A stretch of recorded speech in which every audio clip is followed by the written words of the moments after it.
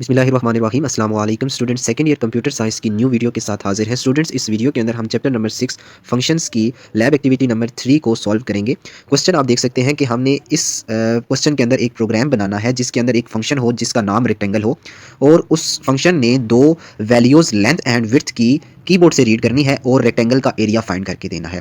और जो रिजल्ट है इस फंक्शन का वो मेन फंक्शन के अंदर जाना चाहिए और वहाँ से स्क्रीन पर डिस्प्ले होना चाहिए।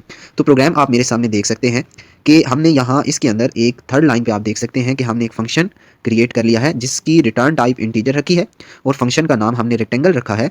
उस फंक्शन को दो पैरामीटर्स दिए हैं, int L and int width. L जो है वो लेंथ को रिप्रेजेंट कर रहा है और डब्ल्यू जो है वो विड्थ को रिप्रेजेंट कर रहा है उस रेक्टेंगल की। ये फंक्शन हमने यहाँ डिक्लेयर किया है थर्ड लाइन में। अब अगर आप लाइन 12 से लेकर 15 तक देखें तो यहाँ हमने फंक्शन की डेफिनेशन की है। सबसे ऊपर फंक्शन हेडर आप देख सकते हैं जो कि वही है जैसे कि फंक्शन डिक्लेरेशन के वक्त आपने थर्ड लाइन में देखा था। थर्ड लाइन और 12th लाइन आप देख सकते हैं, उसमें सिर्फ और सिर्फ इतना फ़र्क है कि वहाँ सेमीकोलन था और यहाँ सेमीकोलन लास्ट में नहीं है, उसके आगे करली ब्रेसेस है, यानी यहाँ फंक्शन की डेफिनेशन हो रही है।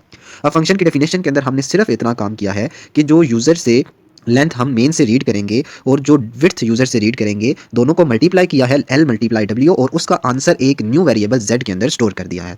अब पिछले क्वेश्चंस में हम के ये करते थे कि जो यहाँ रिजल्ट जिस भी वेरिएबल के अंदर स्टोर करते थे इसी के आगे अगली लाइन में हम सी आउट लिख के उस वेरिएबल की वैल्यू आउटपुट पे ले आते थे। लेकिन अब क्वेश्चन की डिमांड ये है कि जो आंसर है वो मेन फंक्शन के अंदर जाना चाहिए। उसका मेथड अब हम देख लेते हैं। सबसे पहले मेन फंक्शन देखें, उसके अंदर हमने तीन वेरिएबल बनाए हैं। लाइन नंबर 6 के अंदर आप देख सकते हैं एक का नाम ए रखा है, बी रखा है और एरिया रखा है। और फिर एक मैसेज यूजर को शो करवाया है सी आउट की मदद से कि please enter length and width, अपने रेक्टेंगल की लेंथ एंड विड्थ इंटर करें। उसके बाद C N A and B आप देख सकते हैं हमने सी एन यूज़ किया है जिसकी मदद से हम ए एंड बी की वैल्यू यूजर से रीड कर रहे हैं।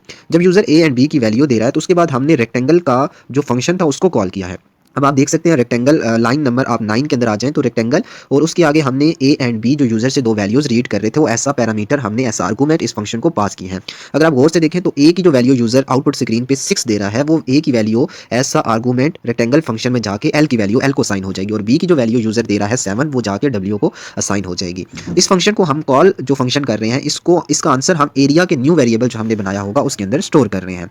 जब भी आपको रिजल्ट मेन फंक्शन के अंदर लाना हो तो उसका यही मेथड है कि आपने एक न्यू वेरिएबल बना लेना है और सिंपली असाइनमेंट ऑपरेटर के आगे उस फंक्शन को कॉल कर देना है। पिछले प्रोग्राम में हम ये करते थे कि आप सिंपल और सिंपल फंक्शन का नाम लिख के और उसके अंदर जो आर्गुमेंट्स थे वो उसको पास करते थे, उसको किसी वेरिएबल के अंदर स्टोर नहीं करवाते थे। अब क्योंकि आंसर जो है हमने मेन फंक्शन के अंदर लाना है तो उसके लिए एक अलग से वेरिएबल बना लेना है। इस केस में मैंने एरिया के नाम से वेरिएबल बनाया है और उसके अंदर रेक्टेंगल फंक्शन को कॉल कर रहा हूँ।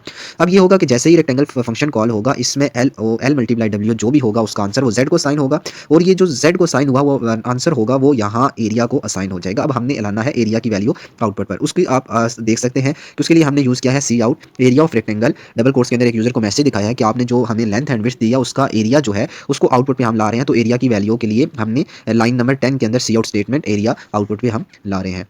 तो अगर आप आउटपुट स्क्रीन को देखें तो उसमें हम एक यूज़र को मैसेज हो रहा है please inter length and width, वो आगे से दो नंबर दे रहा है 6 एंड 7 और आपका प्रोग्राम जो है वो 6 ये मल्टीप्लाई 7 करके उसको आगे से बता रहा है एरिया ऑफ रेक्टेंगल इज़ 42। तो इन शॉर्ट अगर इस प्रोग्राम को हम सम अप करें कि हमने एक रेक्टेंगल का फंक्शन बनाया है जिसके दो parameter L and W length and width थे और उन एल मल्टीप्लाई डब्ल्यू करके एक न्यू वेरिएबल में आंसर स्टोर कर दिया था और उस फंक्शन को जब हम कॉल कर रहे हैं तो कॉल करते वक्त उसको किसी दूसरे वेरिएबल में स्टोर करना है। तो स्टूडेंट्स मैं उम्मीद करता हूँ आपको लैब एक्टिविटी नंबर 3 क्लियर होगी। अगर आप सेकंड ईयर का किसी भी टॉपिक को समझना चाह रहे हैं या किसी भी चैप्टर की लैब एक्टिविटी का सॉल्यूशन देखना चाह रहे हैं तो मेरे चैनल पर आपको सेकंड ईयर कंप्यूटर साइंस के नाम से प्लेलिस्ट मिलेगी, आप उसके अंदर जाके देख सकते हैं, तमाम नोट्स को देख सकते हैं, तमाम वीडियो ट्यूटोरियल्स देख सकते हैं। अगर स्टूडेंट आपके माइंड में कोई क्वेश्चन या क्यूरी है तो डिस्क्रिप्शन में दिए गए व्हाट्सएप नंबर पर आप मुझे व्हाट्सएप करके मेरे से वो क्वेश्चन पूछ सकते हैं।